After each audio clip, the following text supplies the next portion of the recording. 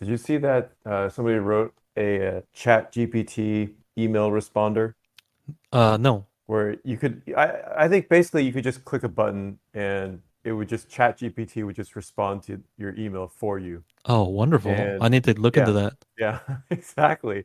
And it gives you the option to select between different like styles or tones. Oh, wow. And yeah, and I think the only one that was in the demo video that I watched was like the kind of the polite tone. But there's probably a direct tone as well.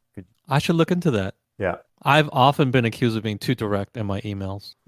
Often. And what is too direct? So I get to the point. What is the problem with that? I would think that people love it. Don't you hate when you have to open an email?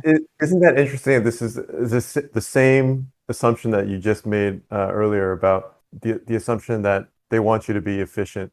Right. It is similar, It's right? like yeah, it's the same yeah category kind of. Right. You would think that they would want me to craft my emails efficiently, spend less time on them. Why write five sentences when one will do? You could actually tell probably something about the recipient because I can tell you past a certain level, by the time you get to vice president, they don't want to waste their time reading your long email. Like Right. they Right. expect you to get to the point, or else they're not even going to read your email. Right. And I guess I've always been of that mindset, even though I'm not a vice president, but I've always valued my time and I value your time. So I'm going to get to the Exactly. point. You ever get one of those emails where it starts off, "Hi, so and so. I hope this finds you well." I'm like, who started that shit?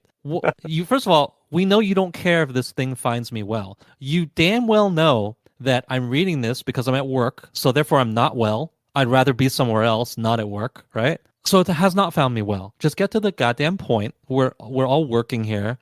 The fact that you're emailing me means that you want something from me. You want me to do something, or you want me to give you some information. So already my life is fundamentally worse after your email than it was before. I would rather not do whatever it is you're gonna ask me in 1 second, right? I'd rather not do that. So it has not found me well. So just ask what you want to ask. And I appreciate people who are like that. And I do notice that it's generally either people who are high up the food chain because they don't have to report to anybody.